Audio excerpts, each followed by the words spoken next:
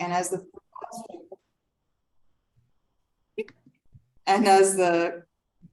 club's faculty advisor. Michael's passion is youth and helping our youth see the relevance for service above self in a self-serving world. Michael is a Paul Harris Society member, a major donor, a Skelton Fellow, and a Bequest and Benevolent Society member. He was recognized by his club in 2013 as Rotarian of the Year. He's been recognized by the Rotary District 7570 as a 110% award winner and a recipient of the Dave Mormon Encouraging Youth Award. Michael's married to local occupational therapist Sherry Van Landingham Williams. They have a 20-year-old son, Alan, a 17-year-old international student, Barney, from Vietnam, for whom they've been guardians for 2 years, and a 2-year-old Havanese puppy named Miss Bella. All right, Michael, we switched it. So all set. Or do you need to? All set. Does he have a presentation? Yep. I'm gonna share the screen with him. Post. Where is he? I'm right here. Hey, I'm looking for you on this. Here, did it show up over here? Michael, do you have host duties already? I see share, host disabled participant screen sharing.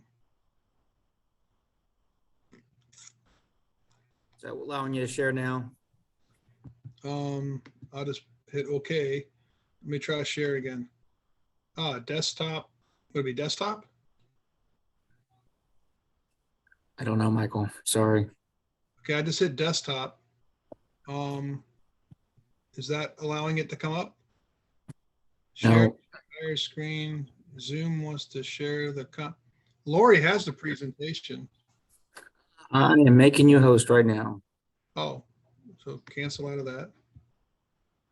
So do I go to share again? Yep. And then application or desktop? Which one of these do I hit? What can you find? Do you see your presentation? Is the presentation up on this already? Yeah, got it there.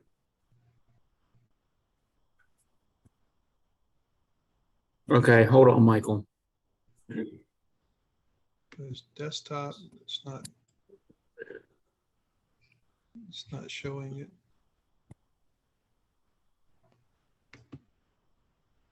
Oh, that wasn't it, was it? Introducing our all new Zoom whiteboard. Well, that's nice. There. Should try it again. This right here?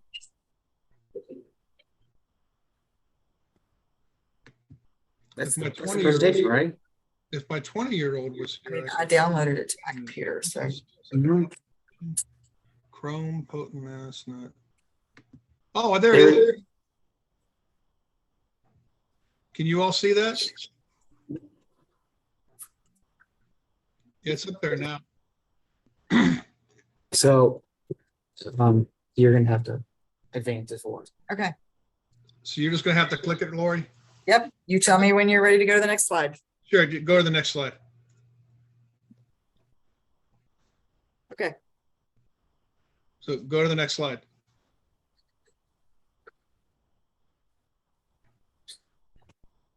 Do you do that or do I? I just advanced. You did? Yep. Does it say my story? There you go. I still have the main thing up. Okay. It says my story. You go. Okay, good enough. All right. So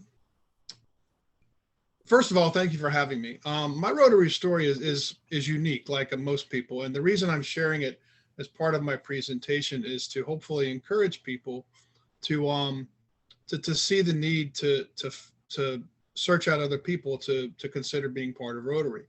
And my story is a little interesting. When General Hobgood was the president of Randolph-Macon Academy, and I was his director of student life, he asked me if I could drive a bus one Friday afternoon. Well, I think he asked me on the Wednesday if I was doing anything on the Friday, and I said, well, I don't know. Let me call Sherry.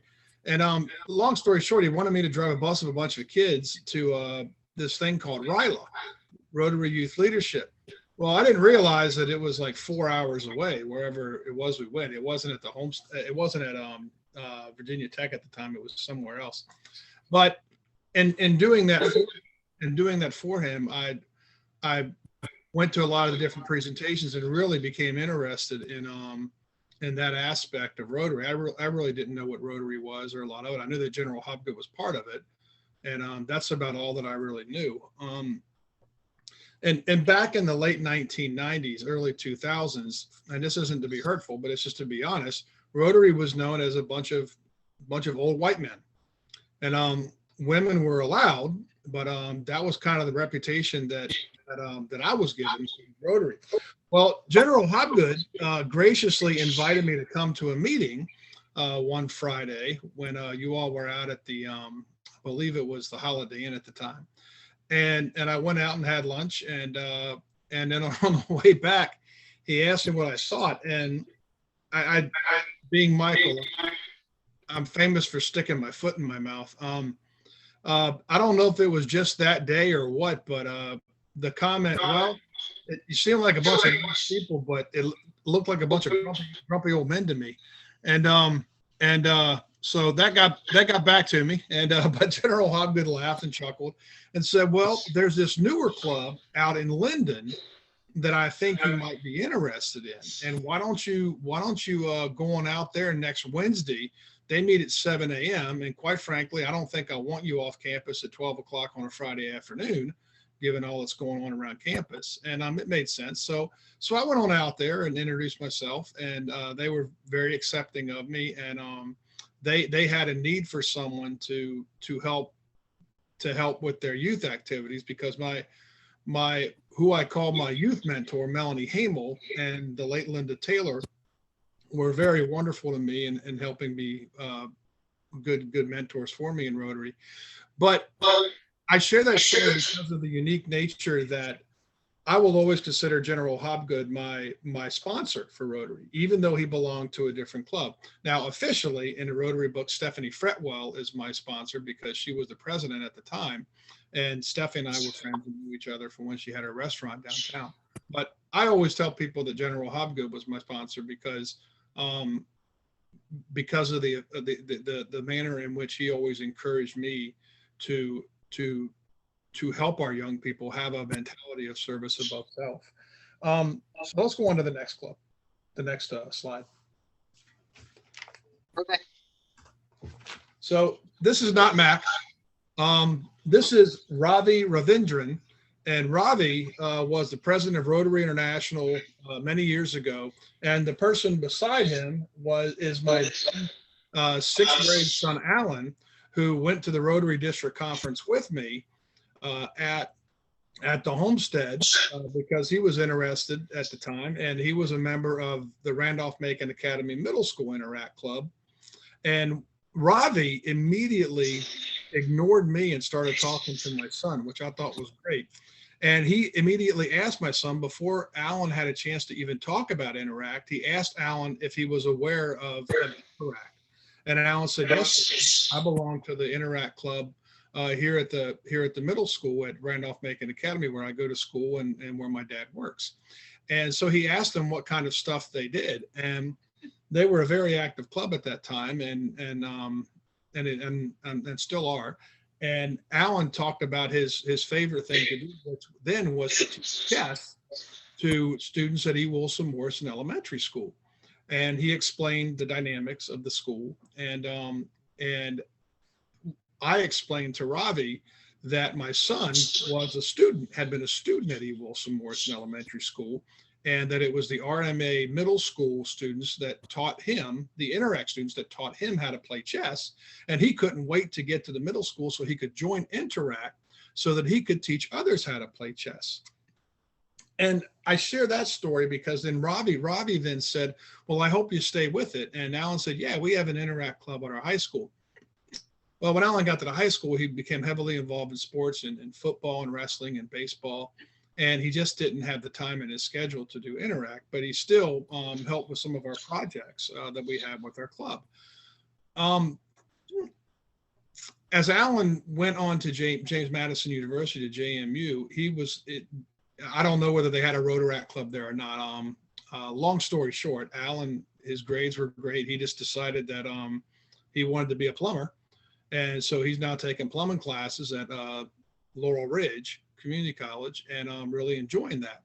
Some of his best friends are getting their certifications to become mechanics, become welders, become electricians, and they have a goal of starting their own contracting company.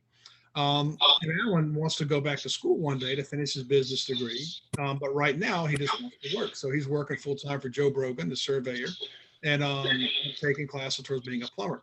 I share that because Alan and his friends, when they learned about Rotary, they didn't want to be a Rotarian, but they were interested in doing some of the projects that we did together. So I said, well, hey, listen, man, we've got this project out at the river that we raised some money for. It's called Wagon for Dragons, and we need four young guys to come out and help us row, because right now they just got a bunch of people like me, and it'd be nice to have some strength out there.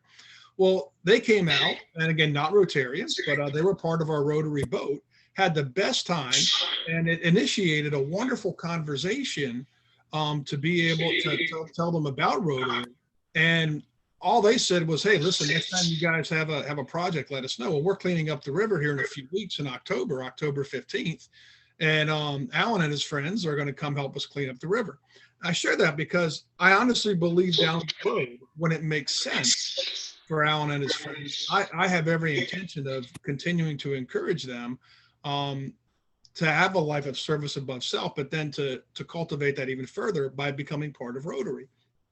And it's a unique approach, but I think if we can think outside of our boxes, then we can truly make a huge change, and not just our numbers, but the manner in which we serve other people. Can you go to the next slide, please? Okay, this is my fashion designer, Brian Barber, and so I shared this slide not because of the people in the background wondering what the heck's going on, but Brian was the first person that I sponsored the Rotary. Brian was a brand new teacher at Randolph-Macon Academy. He helped me run our British Exchange program. And Brian quickly established himself as an incredible educational professional, and obviously a pretty dapper dresser as well.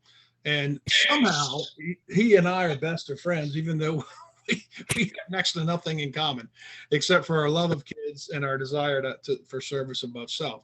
Well, because I saw that in Brian and encouraged Brian to come out, Brian eventually joined Rotary, and he became our president. He became our treasurer, became our president.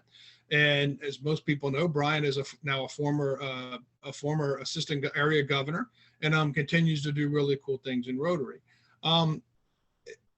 Sponsoring people into Rotary is a big deal for me because I'm not going to be around forever. I was in my 40s when I joined Rotary. I've been in Rotary for almost 13 years, and it truly is a great joy of my life. But the reality is I'm not going to be around forever. And if we don't look at how we do things, then we may wind up shooting ourselves in the foot down the road. Next slide, please.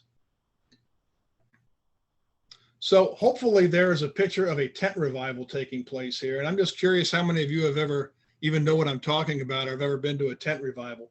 Well, I grew up in Summerduck, Virginia, in southern Faulkner County.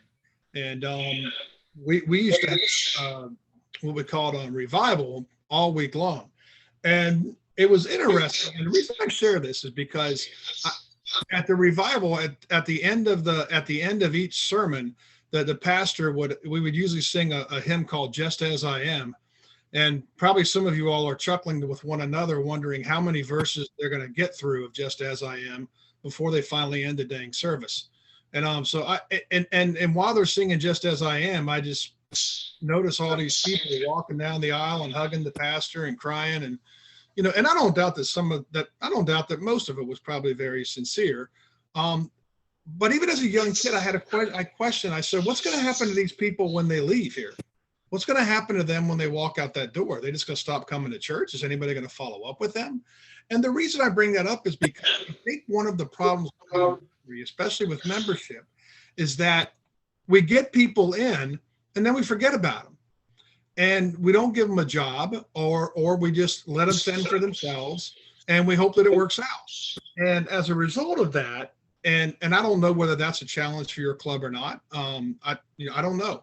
I just know for several clubs, they're losing people because people just feel like there's no relevance. There's nothing to do.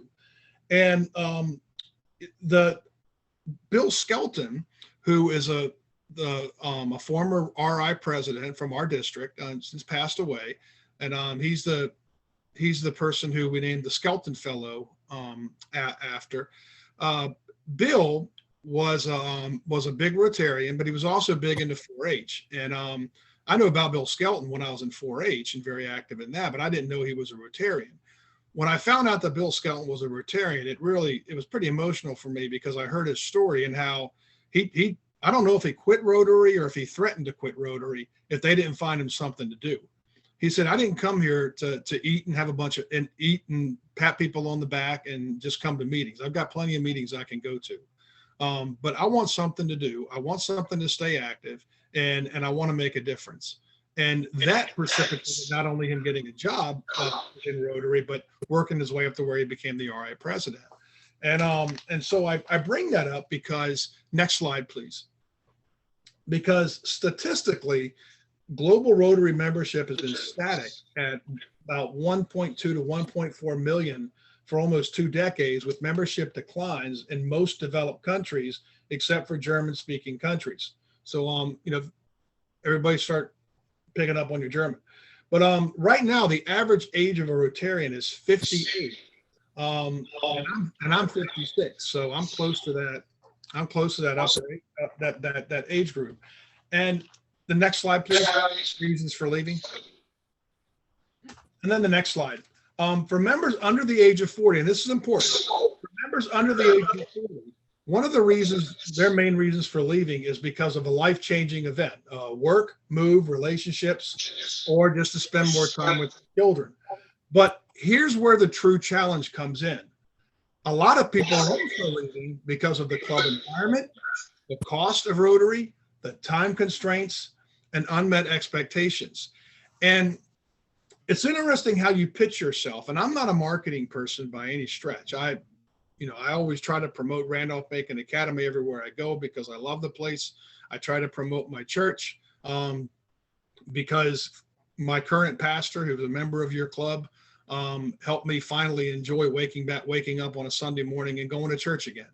And that just happened a couple of years ago after many years of just hating church because I didn't find any relevance for it. It wasn't that I didn't have relevance for my faith. My chosen faith was I just didn't have any relevance for a building. And it was really sad, but I kept going because my wife said, you're going to go to church. And I didn't feel like arguing with my wife, so I went to church. But now I look forward to going. And a lot of that's because of the relevance that my pastor has made for that with me. And I parallel that to Rotary because if people don't have a relevance, they're just gonna leave. Rotary is becoming older and people are aging out.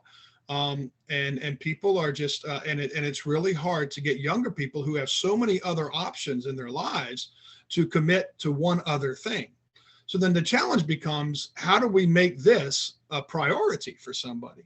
And you almost have to answer that yourself, but what I would encourage you to consider, and maybe even survey or something of members, is what are the expectations that we have of ourselves, and what are the expectations we have of members that come in?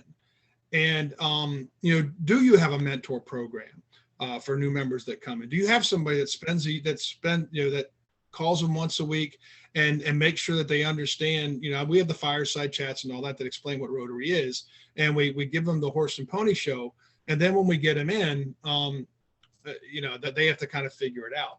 But is your club inviting? Would somebody feel welcome coming to their club, or would they just sit with the person that welcomed them, and would everybody else just go to their favorite table, or in the church we say their favorite pew, and would they just forget that person's there? So little things like that, and everybody welcoming the person the new person who walks in or the visitor or your guest speaker. Next slide, please. I'll try to get through these.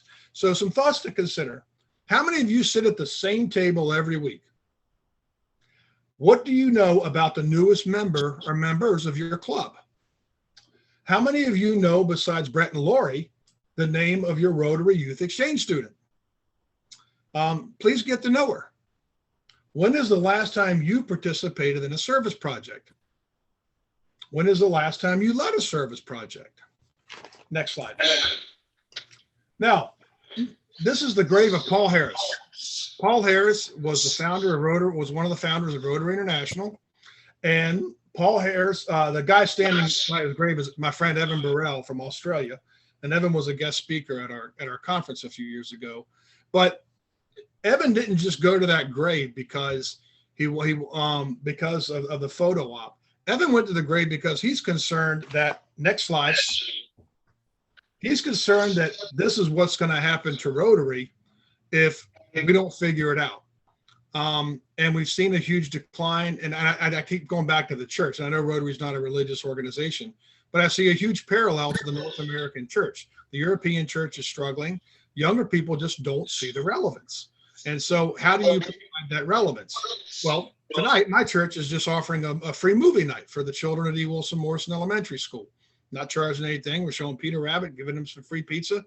And, you know, if from that some people start asking us about church or whatever, then great. We have a children's program. We'd love to have them. Similar concept with Rotary. What kind of programs do you all have to invite people to come out to explain what Rotary is? And then to follow up with them afterwards to encourage them to consider Rotary. And then the next slide is probably one of my favorites. My favorite actor is Clint Eastwood, and I don't know how many of you have seen the movie Heartbreak Ridge, but he was challenged on some of his tactics and how he did things, and he said we need to improvise, we need to overcome, and we need to adapt. And because if we don't, next slide, please. If we do not change the way we think, how we promote ourselves as Rotarians and as clubs, COVID will have just been the beginning of turning many clubs into memories and museums. And I'm always humbled when I'm driving down Interstate 81 and I see that sign that says Augusta Military Academy Museum. And I've been to that museum. And as someone who loves the building loves the school near my current work, I was always reminded that if schools do not overcome, if schools do not adapt, and if they don't improvise, then eventually they're just going to die off. And a lot of schools in the past probably 10, 20 years, and military schools have been hit a little extra hard, they're struggling. And so I'm hopeful that the parallel to Rotary is that we make ourselves relevant to our community. We continue, you give so much money to so many things, and you have so much to be proud of. Celebrate the things that you're good at. Make sure the community knows about that. Be honest with the things you think at. Be honest with where you struggle, and ask yourselves, do we need to bring somebody else in to talk to us about this particular area? Find somebody in your community who has the gift that you may not have, and seek out the young entrepreneur. Seek out the 23-year-old who just graduated from trade school. Seek out the recently retired who still have the energy, but just didn't have the time during their professional career. Think outside the box. And network with other clubs. And I just mentioned, we have a river cleanup project set for Saturday, October 15th. I know it's the same day as Woolies, from about 8:30 a.m. to 12 noon. We would love to have you guys join us if you're able. We're inviting all the youth as well to be part of that. We'd love to have you. We did a joint, we didn't raise a lot of money, but it was more about the fellowship.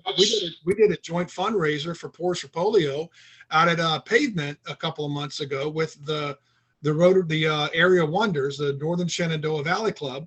And I'm hoping that in November, Katie Toole is graciously working with me on this. We're hopefully going to do a joint Portia Polio with you all at the Bushel Pub. And I think the more that we can do stuff like that, and the more we can invite people to come and join us and not think, well, this is just for Rotary, But think that it's almost like, church is just for people who belong to the church. Well, how are you going to get people to come to church? So invite people to come to those fun things so that they continue to see, so that they see your relevance. Next slide, please. Never forget those who got your club where it is today. Ask them why they joined Rotary, and ask them why they stay in Rotary. And I've got some really dear friends in your club who, and I can name them all off, but I'll name a few that are very, very dear to me. General Hobgood is like a second father to me. John Marlowe is a icon at my church, and he's an incredible role model for me in terms of ethics. George McIntyre, I can't say enough about George. It's not just because he makes cool donuts. And there's so many others in your club that I have so much love and respect for, because of what you do, not just for Rotary, but how you show that Rotarian atmosphere in your community. And so the challenge I give you in closing is don't just, next slide, please. The challenge I give you in closing is don't just seek out people to become members of your club, but seek out Rotarians. You probably won't have as much trouble getting somebody to join your club for a year or so and pay some dues. But if you're truly trying to build, then I really do encourage you to seek out people who have a heart for service above self, have a heart for this community, and aren't just passing through. Now, sometimes people passing through are not bad people to have in a club because they've been passing through their whole life because of their profession. And Rotary is a great way to cultivate the gifts those people have if they're going to contribute in a meaningful way. And that's something you decide on your own.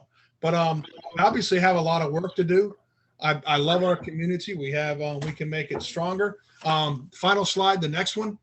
And by all means, have fun. And I look at this slide frequently to remind myself that I need to lose weight.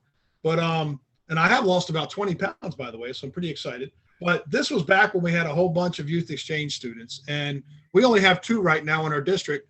Your club sponsors one of them. And I'm so thankful for you all. I'm so thankful for all that you do. I see Lori standing up because she's too polite to tell me to shut up and my time is up. So I will just shut myself up and see if anybody has any questions. Any questions? Comment?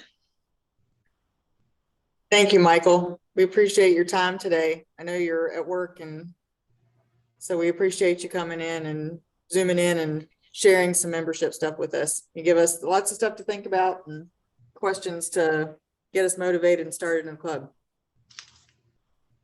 Thanks. Thank you. All right, before we go, we do have a